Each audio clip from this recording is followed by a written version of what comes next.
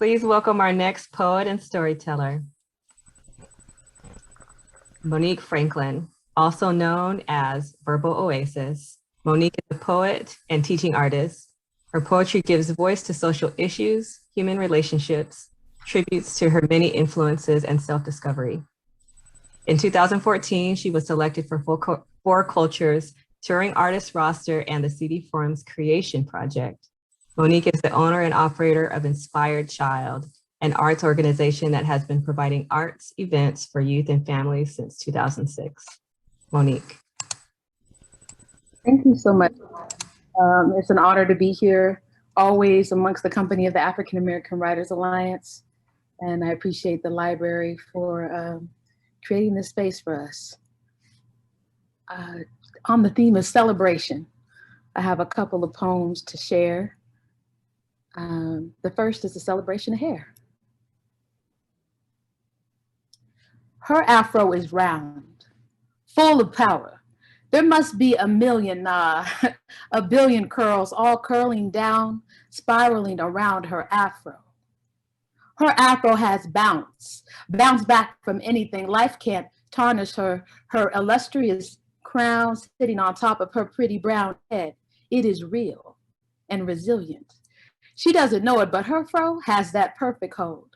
Pat it down and watch it go. Her natural soul mocks the wind. Her hair is cocoa brown thick. Looks better than those perfectly round afro wigs with the pick. Her hair is tight.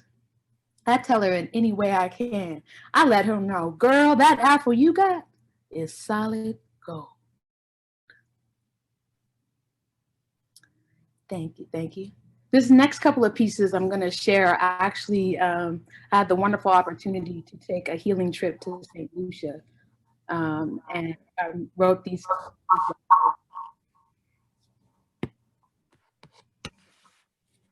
This is a celebration of clouds. Clouds are beautiful water transportation devices. Gray to any color of the world has to offer, reflecting Black beauty of every facet. A single cloud can be both earth and sky, ocean and moon, sun. All the clouds are playing follow the leader, riding the flow. They are going just to go. So slow, it doesn't seem forced, but willed. I've never seen a cloud break formation. I've never seen a cloud trying to peek back there like, where do we come from? Wherever all the other clouds come from, beyond the hills and mountains. I wonder if over the ocean, cloud sees its own reflection, if it's yearning to tumble and turn and flip with power to move, or if the ocean wants to elevate and leave behind the salt of the earth and rise. Water lives many lives, like fresh and grounded, falling and floating, traveling, worshiping and trickling, flooding, rising, greeting, retreating, flowing, motion, still, solid and chill. I'm grateful to witness your transformations. I'm blessed to be a bottled cloud, a walking ocean, a peaceful iceberg, a dancing hurricane. I'm blessed to begin again and never lose the essence of who I am.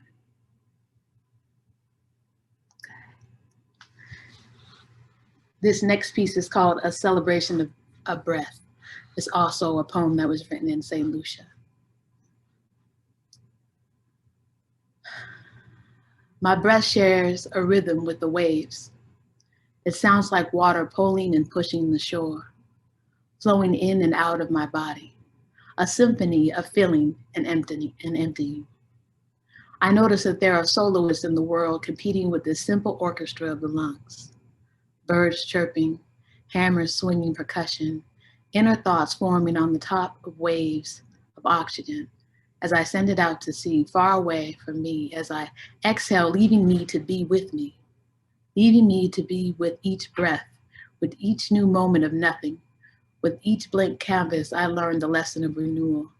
I live the lesson of choosing emptiness so I can choose to be full.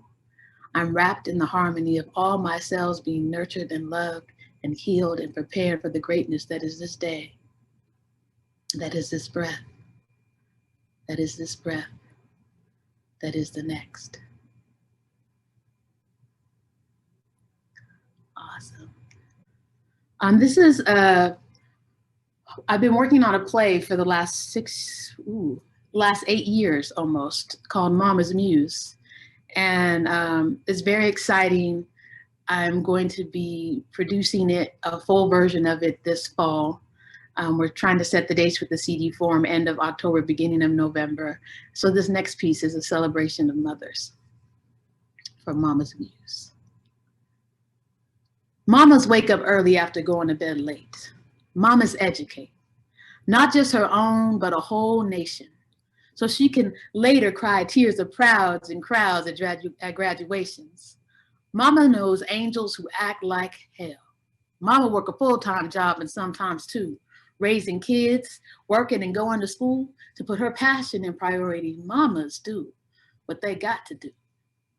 Mama is a multitasker, queen of excellence, detail manager. Mama could go to the moon and she would report back on the facts that NASA has missed, like the difference between a twinkling star and a crying one. Some mamas are grandmamas and then mamas again. Mamas make apple bottom cakes and piñatas. She is short on excuses and tall on projects. She is addicted to getting that good deal. Mamas are generous. Grumpy mamas can be dangerous. I repeat, grumpy mamas can be dangerous. More dangerous than approaching a Pride Alliance in a zebra costume. Mamas are people too. Bold and scared, lonely and brilliant, sacrificing and selfish, flawed and favored. Mamas come in all kinds of flavors, and that's the truth. However, no one can do what mamas do. Thank you.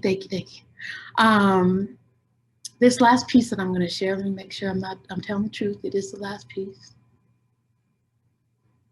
Oh, it's the second to last piece. Okay. As an artist and as a celebration, like in the Black community, in African tradition, there's none of that without music. And so this next piece is a bit of a celebration of overcoming, but also just in the metaphor, a celebration of jazz music. So I hope you enjoy it. This is called Heaven Is Me. Heaven is me, swinging from Duke to Basie, from star to star.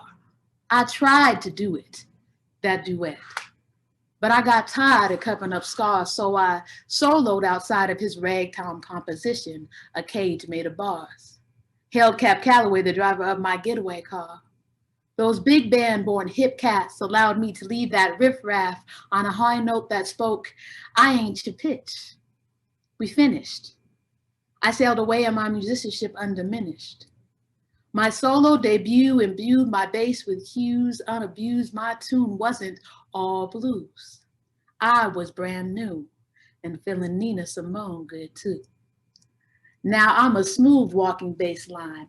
I'm plucking with no regrets, living my life upright with no frets. Stepwise, I am giant steps from a time when I was too shy to shine.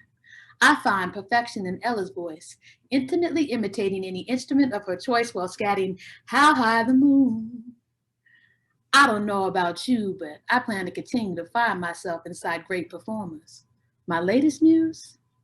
That brother over there blowing his horn on the corner, you see him, don't you? He moves music. Tones played and punched with body jives and jumps. Sounds seem to live and die on his fluid flesh. He is the surface of the sun, hot and glowing. This jitterbugging musician is a magician tugging sound out of fat air. Music hung out to dry.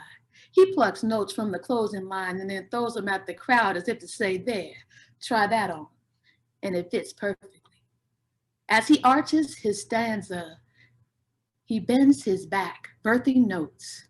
His labor pains are painted plain in contorted facial arrangements. It is purely possible that he could play without an instrument. But no, he is the instrument played from the inside out.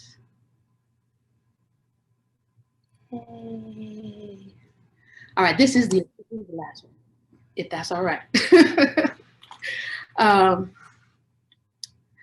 I mentioned jazz earlier. Sometimes my poems end up being remade as like new poems, and I call it like poetry jazz, right? So you have these different poems and someone says, will you make a poem about this? And you know, I have about 5 poems about that already. Let me pull a line here and a theme here, and then it becomes a new kind of poem. So this poem has grown in that way. It started off as like 3 or 4 different poems, and now it's become its own piece of jazz that kind of alludes to other pieces. But this is a celebration of the power of women of African descent.